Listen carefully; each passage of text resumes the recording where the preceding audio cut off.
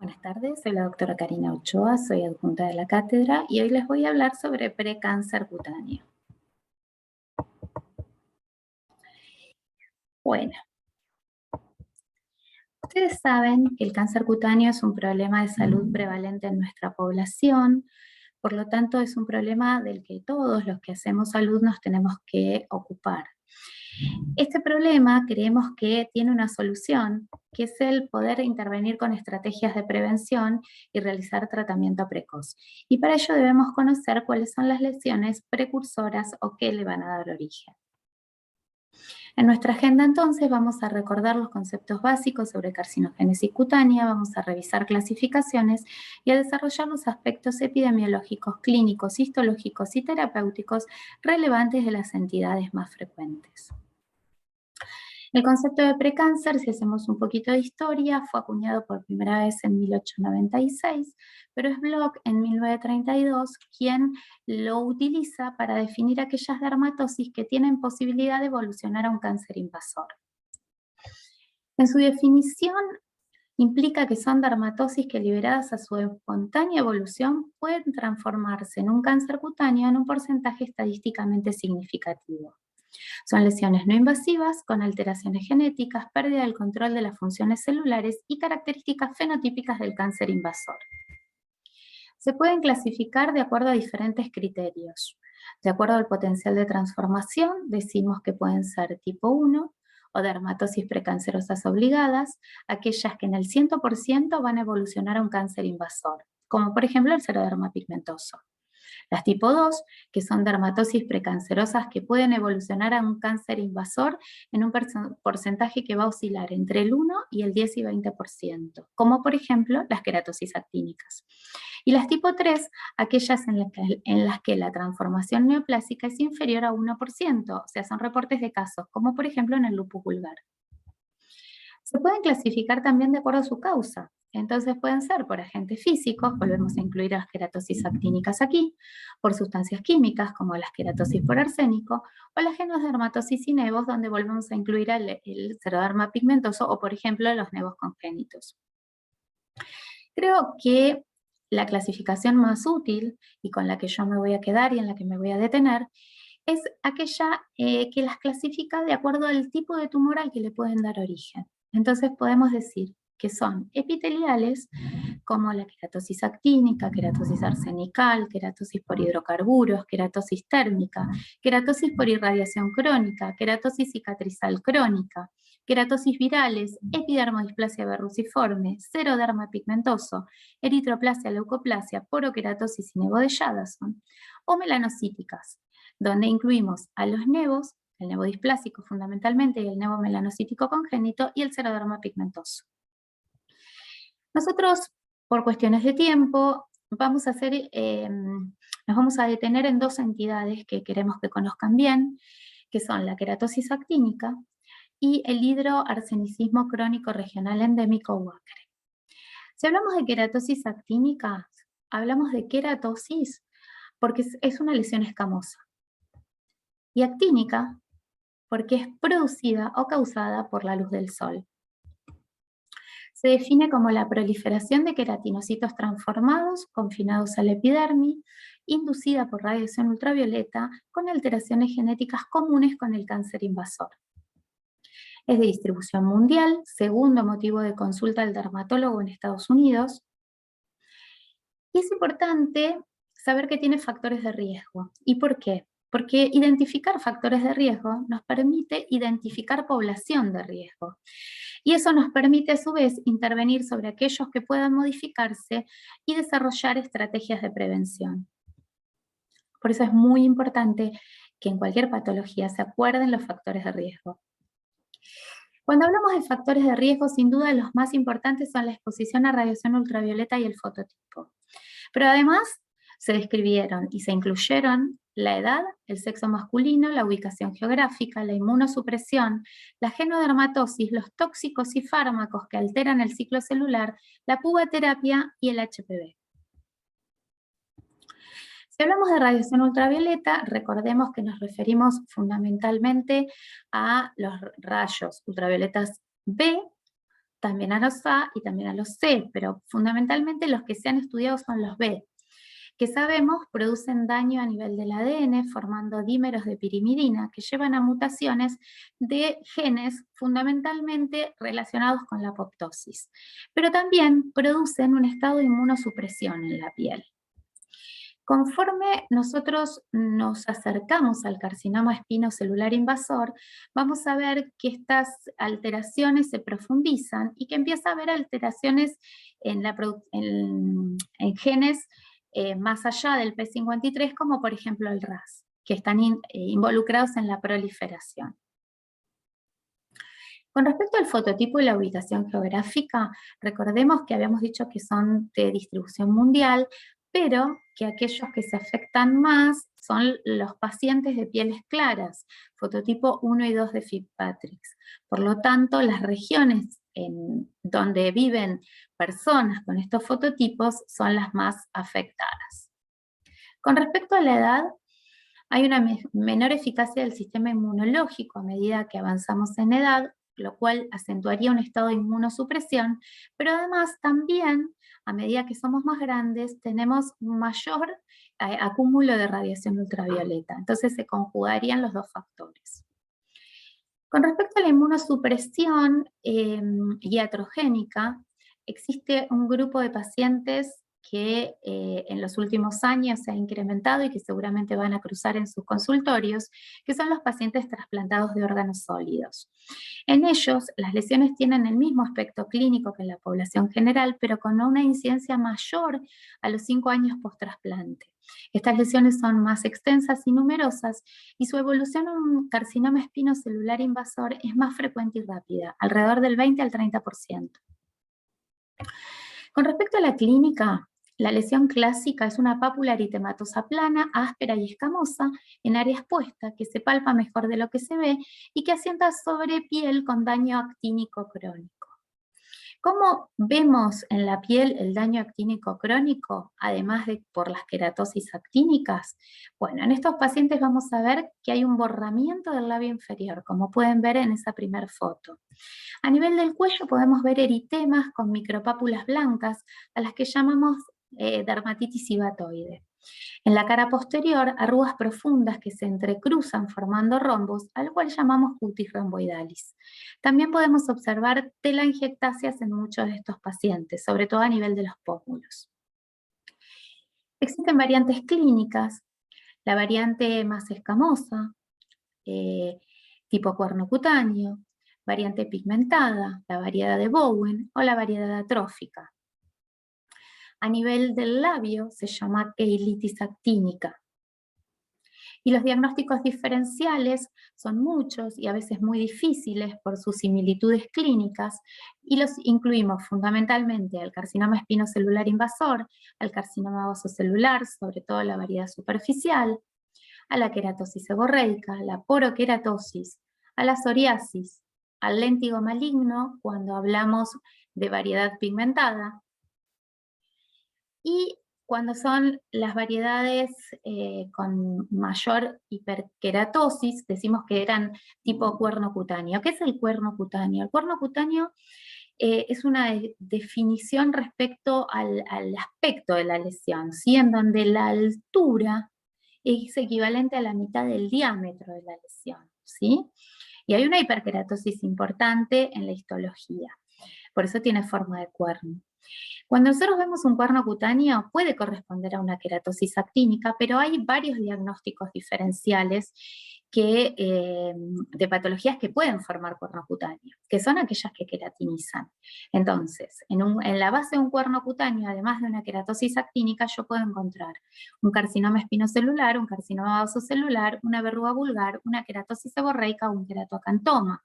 Por lo tanto, la conducta frente a un cuerno cutáneo es retirarlo y hacer biopsia de la base, porque puede que tenga cualquiera de estas entidades. No olvidar que el diagnóstico de una queratosis actínica es fundamentalmente clínico, pero a veces es dificultoso, porque como veíamos tenía muchos diagnósticos diferenciales. Entonces podemos recurrir a la dermatoscopía y también a la biopsia. Cuando ¿Tenemos alguna duda? Desde la clínica podemos hacer dermatoscopía, dijimos. Bueno, la dermatoscopía es mirar con una lupa especial estas lesiones. Y vamos a ver un patrón que es característico que se llama en fresa, como ustedes pueden ver en la foto. Hay algunos casos en los que debemos recurrir a la biopsia, fundamentalmente cuando hay duda diagnóstica. ¿Y cuándo surge la duda diagnóstica? Fundamentalmente cuando hay un comportamiento biológico que puede indicar una progresión espinocelular. Entonces, los criterios mayores serían la ulceración, la induración, la hemorragia, el diámetro mayor a 1 centímetro, el eritema y el rápido crecimiento. Los criterios menores, el dolor, la hiperkeratosis, el prurito y la pigmentación. O podemos tener lesiones que hayamos diagnosticado como queratosis actínicas, pero que no responden al tratamiento. Estas lesiones también van a ser candidatas a la biopsia de piel. ¿Qué voy a ver en la biopsia de piel? Fundamentalmente cambios epidérmicos. Esos cambios epidérmicos se caracterizan por elastosis en la dermis,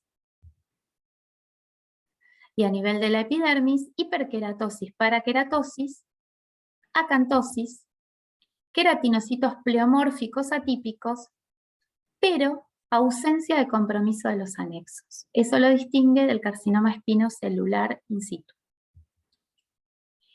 Cuando vemos las clasificaciones sugeridas a nivel histológico para queratosis actínicas, vemos que se pueden dividir en 3 patrones. El KIN1, que son queratinocitos atípicos que comprometen las capas basales y suprabasales, o sea, el tercio inferior de la epidermis. El KIN2, que son queratinocitos atípicos que comprometen hasta los 2 tercios inferiores de la epidermis. Y el KIN3, que son queratinocitos atípicos que se extienden a más de los 2 tercios de todo el espesor de la epidermis. Respecto de su evolución, una queratosis actínica puede persistir en el tiempo como tal, puede involucionar espontáneamente o puede progresar a un carcinoma espinocelular invasor. La realidad es que por esto siempre deben tratarse. Les voy a mostrar un video que nos permite ver lo que llamamos campo de cancerización. A ver si podemos verlo.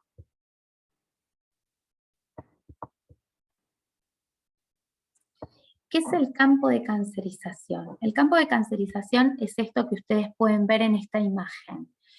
En esta imagen, nosotros lo que vemos es que por cada queratosis actínica que nosotros vemos sobre la piel, hay un montón de otras queratosis que no se ven.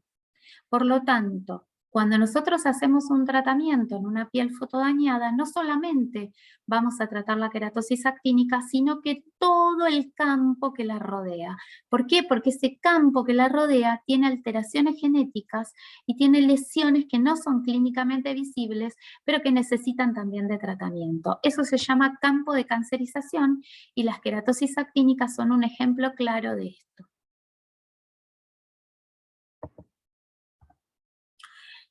Les quiero decir además otra cosa, desde hace no mucho tiempo, espinocelular, vasocelular y queratosis actínica se han convertido en enfermedades profesionales. ¿Por qué? Porque más de 5 años de trabajo al aire libre se consideran un factor de riesgo. Bueno, ¿cómo manejamos una queratosis actínica? Fundamentalmente tenemos que hacer examen y diagnóstico de las lesiones malignas, destrucción de las queratosis actínicas y prevención.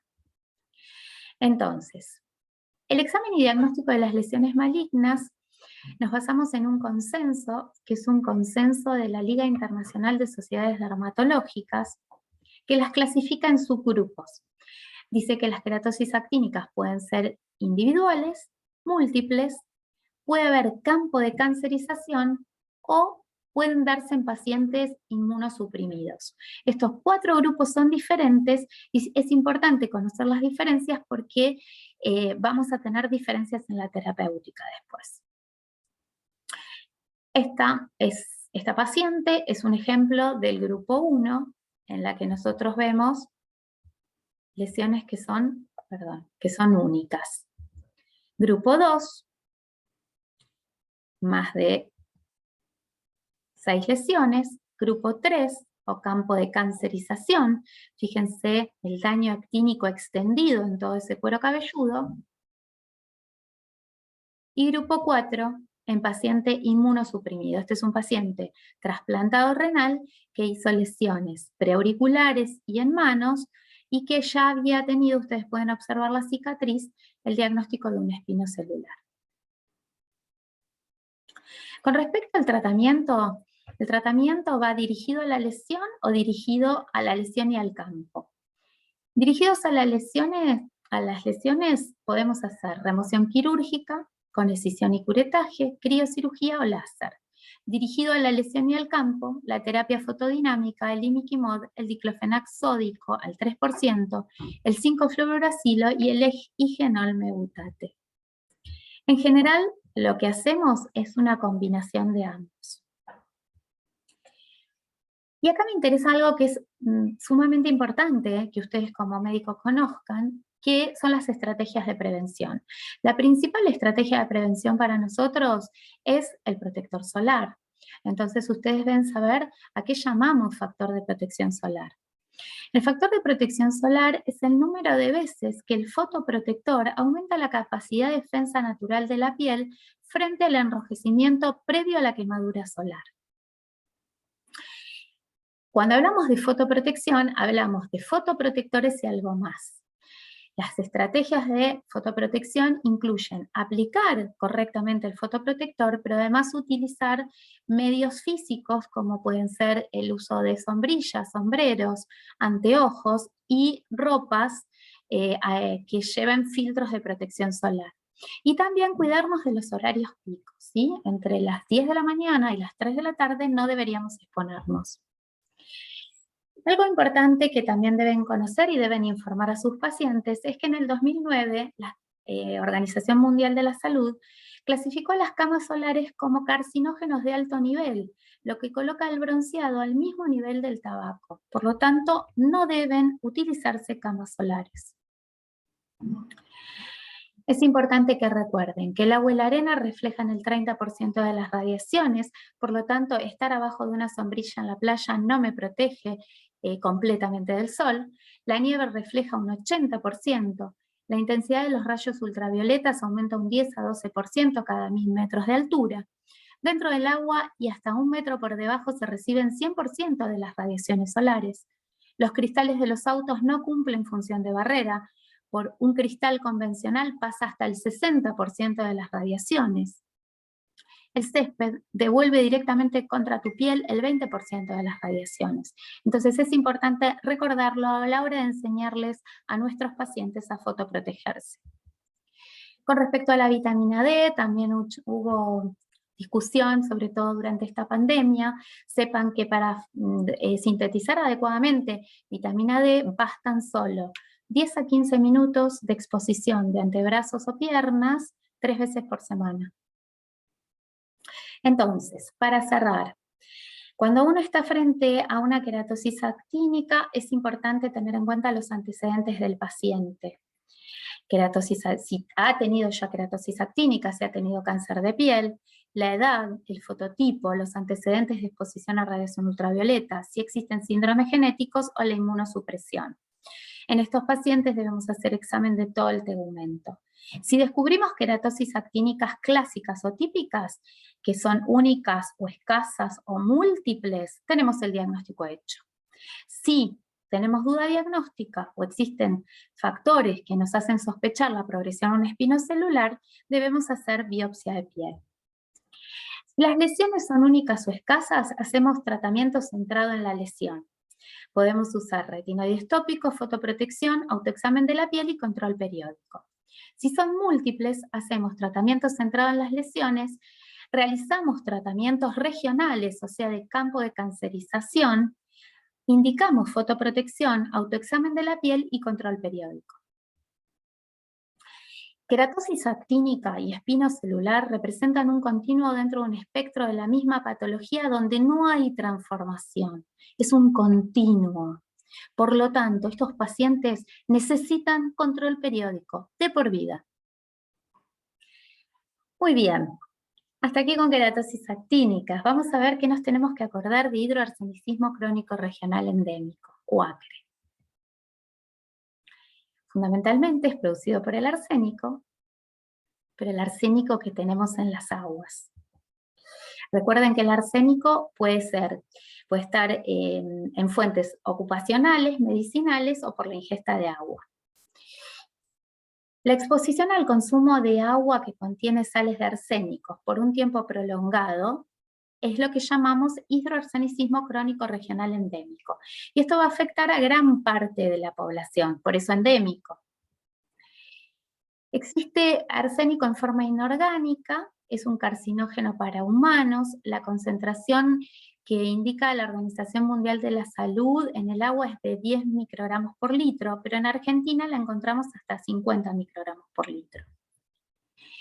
Estos son datos del Instituto Tecnológico de Buenos Aires del 2018, donde nos muestra que una gran población de nuestro país está expuesto a niveles altos de arsénico, 4 millones de habitantes. Estos sitios van desde Buenos Aires, Córdoba, Santa Fe, La Pampa, Mendoza, Tucumán, Santiago del Estero, Salta, Chaco y Formosa. Y fíjense que en verde están las zonas que tienen agua de buena calidad. En amarillo, aquellas que tienen agua entre 10 y 50 microgramos por litro, y en rojo, aquellas que tienen más de 50. El arsénico forma complejos con las proteínas ricas en grupos sulfidrilos y se deposita en tejidos ricos en queratina, como piel, pelos y uñas. Se elimina por orina hasta 10 días después de la exposición, pero también por heces, por faneras y por leche materna. Con respecto al desarrollo del acre, se han descrito etapas. Una primera etapa prepatogénica en donde hay exposición a concentraciones elevadas de arsénico inorgánico en el agua de consumo. Una exposición preclínica en donde no hay síntomas, pero el arsénico se puede detectar en las muestras de tejido y orina. Una tercera etapa, que es la clínica, donde empiezan las manifestaciones, sobre todo cutáneas, que necesitan una exposición de 5 a 10 años, y una cuarta etapa de las complicaciones, donde tenemos síntomas sistémicos con el desarrollo de tumores. Entonces, ¿por qué es importante acordarse de esto? Porque si llegamos en la etapa 1 y 2, las manifestaciones son reversibles. En cambio, en la etapa 4 ya no vamos a poder hacer nada por ese paciente, solamente tratar los tumores que desarrolle. La tríada cutánea del acre es melanodermia, tumores y queratodermia. Pero acuérdense que el primer signo a nivel cutáneo es la hiperhidrosis palmoplantar. La queratodermia tiene la característica de ser puntata, aunque en algunos casos también puede ser difusa, pero mayormente es puntata. Aquí pueden observar algunos pacientes. Las queratosis arsenicales se parecen mucho a las actínicas, pero se dan en áreas no expuestas, y eso es lo que los tiene que alertar sobre la exposición al arsénico. La melanodermia o en huevo de tero consiste en un cambio en la pigmentación, sobre todo a nivel del tronco. El desarrollo de tumores, como dijimos, se da en la última etapa. Son tumores múltiples en áreas no fotoexpuestas, fundamentalmente los más frecuentes, el carcinoma espinocelular, enfermedad de Bowen y el carcinoma vasocelular. Pero recuerden que el acre tiene manifestaciones sistémicas. A nivel neurológico da neuropatía, a nivel hematológico da citopenias y eritrocitos con núcleo en hoja de trébol. Gastrointestinales da aliento metálico, diarrea, malabsorción y alteraciones hepáticas. Cardiovasculares, alteraciones en el electrocardiograma y tromboangiitis obliterante. El curso y pronóstico va a estar determinado por los tumores, no solo cutáneos, sino también los sistémicos. Fíjense que puede dar mesoteliomas, angiosarcoma hepático, geniturinarios y hematológicos, sobre todo leucemias. Estos van a determinar la evolución de los pacientes y el pronóstico de los pacientes. Como biomarcadores de exposición, recuerden que en orina de 24 horas, esto nos refleja exposición reciente. Pelo y uñas hasta en los últimos 12 meses. Y en sangre es útil solamente para la intoxicación aguda. Criterios diagnósticos son más de 6 meses continuos de exposición a concentraciones altas de arsénico, lesiones dermatológicas, manifestaciones no carcinogénicas como debilidad, problemas pulmonares, hepáticos, neuropatía periférica, enfermedad vascular, edemas de pies y manos, desarrollo de cánceres y el encontrar arsénico en pelo o en uñas, fundamentalmente, aunque también en orina, recordando que nos va a traducir la orina a una exposición reciente. El hidroarsenicismo crónico regional endémico es una enfermedad grave de larga evolución que afecta a gran parte de nuestro territorio. Revela una doble condición, la alta prevalencia y letalidad potencial, conformando un problema de salud de primer orden para nosotros, no para Estados Unidos, para nosotros. Por eso no lo van a encontrar en la bibliografía extranjera que estamos acostumbrados a leer. Es nuestro problema, no de otros países. Debemos conocerlo y recordarlo y sospecharlo para diagnosticarlo en los primeros estadios y poder intervenir y prevenir el desarrollo de la etapa de tumores. Muchas gracias por su atención, les dejo mi mail, cualquier duda me pueden escribir, con mucho gusto les voy a responder. Bueno, espero que les haya sido útil.